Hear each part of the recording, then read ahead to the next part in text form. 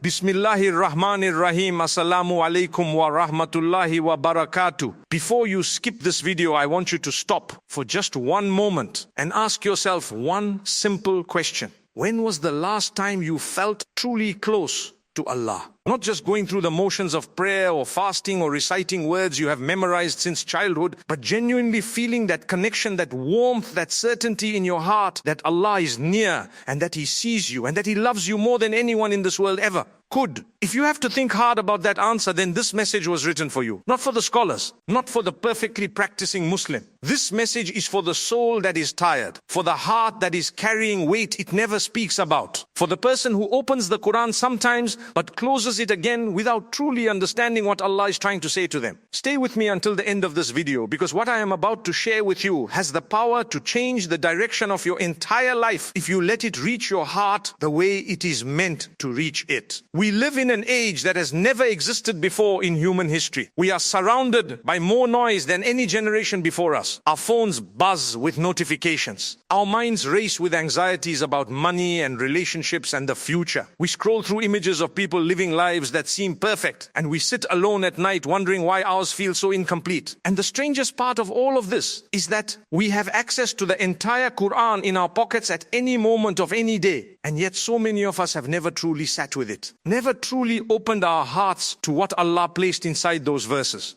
Never truly allowed the words of our Creator to wash over our souls the way rain washes over dry and cracked earth. And this is the tragedy of our time. Not poverty, not political conflict, not even oppression. The real tragedy is that billions of human beings are walking around spiritually empty, while the greatest source of spiritual nourishment ever given to mankind sits waiting quietly for them to return. I want to take you somewhere today. Close your eyes for a moment if you can. Imagine a man in the desert. He has been walking for days without water. His lips are cracked. His throat burns.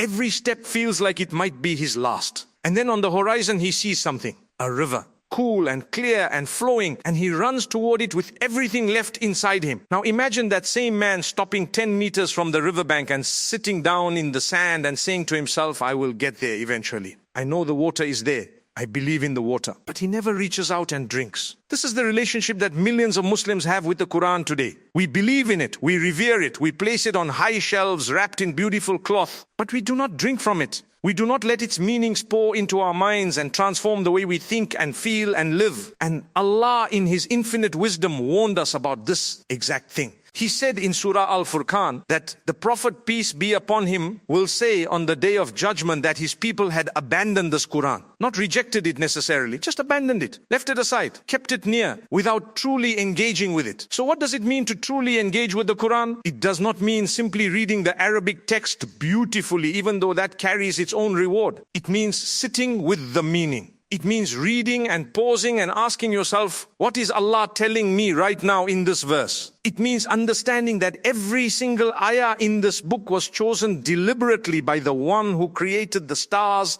and the oceans and the human heart. There is not a single word out of place. Not a single message that is irrelevant to your life right now in this moment. When Allah tells you in Surah Al-Baqarah that He is closer to you than your jugular vein, He is not speaking in poetry for the sake of beauty. He is telling you a reality that should reshape how you walk through every single day. When He tells you in Surah Duha that He has not abandoned you and has not become displeased with you, He is speaking to your specific fear. The fear that you have made too many mistakes, that you have drifted too far, that you are no longer worthy of His attention. And Allah is saying, no, I have not left you. I have never left you. Have you ever thought about your relationship with Allah not as a distant king and a small servant, but as the most intimate and merciful and patient relationship that has ever existed? Our beloved Prophet, peace be upon him, described Allah in a hadith narrated in Sahih Muslim as being closer to His servant than their own neck. And he described something even more beautiful than that. He said that Allah descends to the lowest heaven in the last third of the night, and He calls out, asking, who is calling upon me so that I may answer them? Who is asking of me so that I may give to them? Who is seeking my forgiveness so that I may forgive them? Every single night without exception. Every single night while most of us are sleeping, Allah is reaching toward us. He is the one initiating the connection. He is not waiting for you to become perfect before he listens to you. He is calling out to you right now in whatever condition you are in. Let me tell you about a man who understood this more deeply than almost anyone. His name was Abdullah ibn Umar, and he was one of the greatest companions of the Prophet, peace be upon him. It was said that whenever he recited the Qur'an and came to a verse about Allah's mercy, he would stop and weep with gratitude. And whenever he came to a verse about punishment, he would stop and weep with fear. Not because he was a weak man. He was known for his incredible strength and discipline and devotion. But he wept because he understood what it meant. He understood that these words were alive, that they were direct communication from the one who holds every soul in existence. And the scholars who narrated this said that you could tell which verse he had been reading simply by looking at his face when he finished, because the Quran had changed his expression. It had moved something real inside him. This is what we have lost in our age of distraction. This depth, this presence, this willingness to sit with a verse long enough for it to actually do something to us. We read quickly because we are trained by our phones to consume quickly. We move from one thing to the next before anything has had the chance to land in our hearts. And so we read Surah Al-Fatiha every single day, sometimes 17 times a day, and we have never once stopped to think about what we are actually saying when we say, Ihdina Sirat al-Mustaqim. Guide us to the straight path. Every single time we pray, we are making that dua. We are asking Allah for guidance. But are we ready to be guided? Are we open to having our habits changed and our priorities rearranged and our attachments questioned? Guidance is not just a feeling of comfort. Sometimes guidance means Allah removes something from your life that you loved because it was taking you further from Him. Sometimes the answer to Ihdinas Sirat al-Mustaqim looks like loss before it looks like gain. Now I want to speak to you about something that the Quran returns to again and again, with a consistency that tells you it is one of the most important concepts you will ever need to understand. And that concept is taqwa. We often translate it as God consciousness or fear of Allah, and those translations carry truth, but they do not capture the full depth of what taqwa actually is. Taqwa is an Arabic word that comes from the root meaning to protect, to shield yourself. And what it describes is a state of heart in which you are constantly aware of Allah to such a degree that that awareness acts as a shield between you and every action that would displease Him. It is not fear in the way that you fear punishment in this world. It is something far more refined than that. It is the consciousness of a person who loves Allah so deeply and is so grateful to Him and so aware of His presence that doing wrong feels impossible, not because they are afraid of being caught, but because they cannot bear the thought of disappointing the one who loves them more than they love themselves. Allah says in Surah Al-Hujurat, and these words have stayed with me every time I return to them, that the most honored among you in the sight of Allah is the most conscious of Allah, not the most educated, not the most wealthy, not the one with the most followers or the most impressive family lineage. The most honored is the one whose taqwa is the greatest. And what is stunning about this is that taqwa is completely internal. No one can manufacture it for you. No one can give it to you as a certificate or a title. It lives only in the secret space between you and Allah.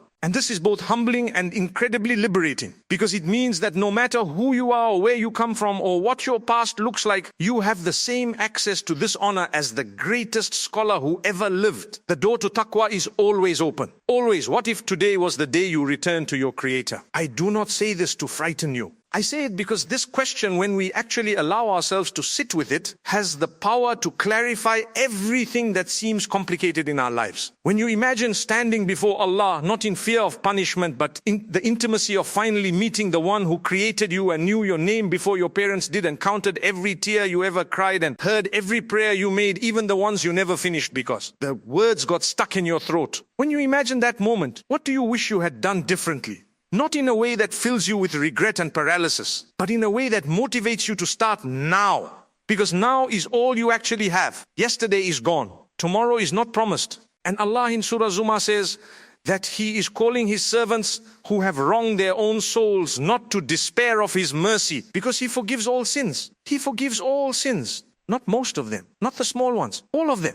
There is a story that I find so moving every time I hear it about one of the scholars of the past who was asked about a man who had spent his entire life in sin and disobedience and had now in old age begun to turn back to Allah. And people in his community were skeptical. They said it is too late for him. He has wasted so much. And this scholar responded with something that I want you to hold in your heart. He said, do you grieve over a servant returning to his master? Do you grieve over that? Is that something to be sad about? The return is always welcomed. The door is always open. And the Prophet, peace be upon him, described Allah's joy when a servant repents with an analogy that almost breaks you when you understand it. He said in a hadith in Sahih Bukhari and Muslim that Allah's happiness over the repentance of his servant is greater than the happiness of a man who has lost his camel in the desert with all his food and water on it and has given up hope of surviving and then suddenly finds it. That level of relief, that level of overwhelming joy, that is how Allah feels when you turn back to Him. Not reluctantly, not with conditions, but with the joy of reunion. How many blessings have we ignored without realizing their value? We wake up in the morning and our hearts beat without our permission. Our lungs expand and contract thousands of times a day and we never once think about it. We have eyes that turn the world into color and texture and beauty.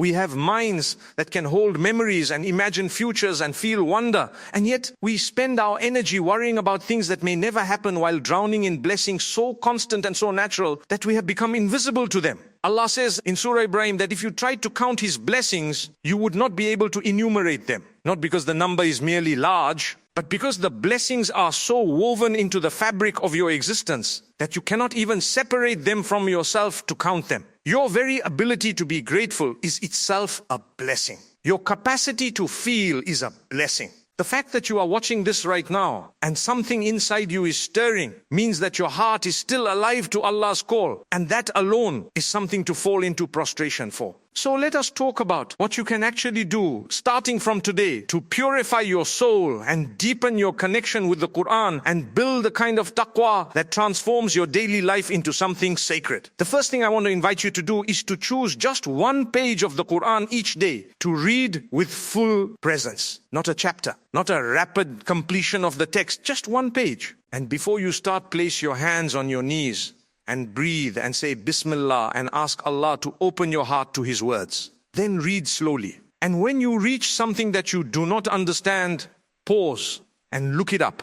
Let each verse sit in you for a moment before you move to the next. And at the end of that one page, close the Qur'an and sit with what you have just received. Ask Allah what He wants you to do with what you have just read. This practice done consistently will change you more profoundly than almost anything else you could add to your spiritual life. The second thing I want you to consider is the power of your last moments before sleep. The Prophet, peace be upon him, had a practice that is narrated authentically, where before sleeping he would recite certain adhkar and end by placing his right hand under his cheek and saying, Allahumma chini adhabaka yawma tabathu ibadak. Oh Allah, protect me from your punishment on the day you resurrect your servants. Imagine ending every day with those words, not in anxiety, but in awareness. In that quiet, sacred space between wakefulness and sleep, when the noise of the day has faded away, let your last conscious thought be of Him. Let your last word be His name. And notice how this transforms what you carry into sleep and what you wake up with in the morning. The third practice is perhaps the most challenging and the most transformative, and it is this.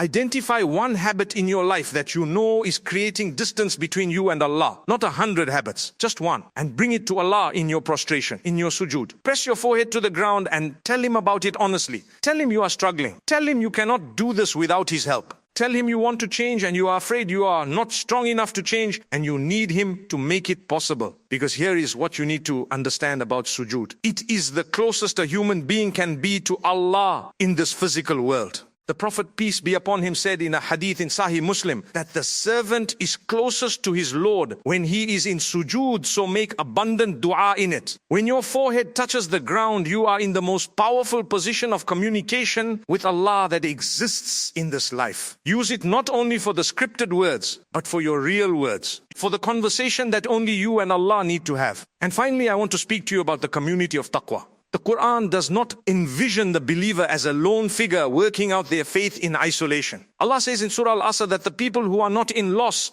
are those who believe and do righteous deeds and encourage each other to truth and encourage each other to patience. That encouragement is not optional decoration around the faith. It is part of the faith itself. Find people who remind you of Allah. Not people who make you feel guilty or inadequate, but people whose company genuinely increases your remembrance of him. Because the Prophet, peace be upon him, said in an authentic hadith that a person is upon the religion of their close friend, so let each of you look at whom he befriends. The people around you are shaping you whether you are aware of it or not. Choose people who pull you upward. We are nearing the end of this message, and I want to leave you with something I hope stays with you long after this video has ended. The fact that you are here watching this right now is not an accident. In the Islamic understanding of reality, there are no true accidents. Everything that reaches you because Allah allowed it to reach you. And perhaps this message today is a moment of divine invitation, not an obligation, an invitation to come closer, to drink from the river that has been waiting for you, to open the book that was sent from the heavens with your specific struggles in mind, to stand before Allah in your next prayer, not as someone going through a routine, but as someone who has remembered what prayer actually is, a direct line to the one who loves you beyond your comprehension. The Prophet, peace be upon him, said in a beautiful hadith that Allah says, I am as my servant thinks of me, and I am with him when he remembers me. If he remembers me within himself, I remember him within myself. And if he remembers me in an assembly, I remember him in an assembly greater than it. Think well of Allah. Expect mercy from him. Expect that when you turn to him, he will embrace that turning with more warmth than you could imagine, because that is who he is. Ar-Rahman, the most merciful, whose mercy encompasses everything. Ar-Rahim, the especially merciful, whose mercy is specific and personal and aimed directly at you. Let us end with a dua together. Raise your hands if you can and open your heart. Allahumma ya Allah, we come before you not because we are worthy, but because you are merciful and you have invited us to come. O Allah, purify our hearts from every form of darkness and disease and attachment that pulls us away from you. O Allah, make the Qur'an the spring of our hearts and the light of our chests and the cure of our sorrows and the departure of our anxieties. O Allah, grant us taqwa that protects us in private and in public, and make us among those who are aware of you in every moment of every day. O Allah, forgive us for the years we spent distant from you, and accept from us the moments we spent close to you, and keep us close to you from this day forward. O Allah, let this reminder be a proof in our favor and not against us, and let it reach every soul who needs it. Ameen ya Rabbal Alameen.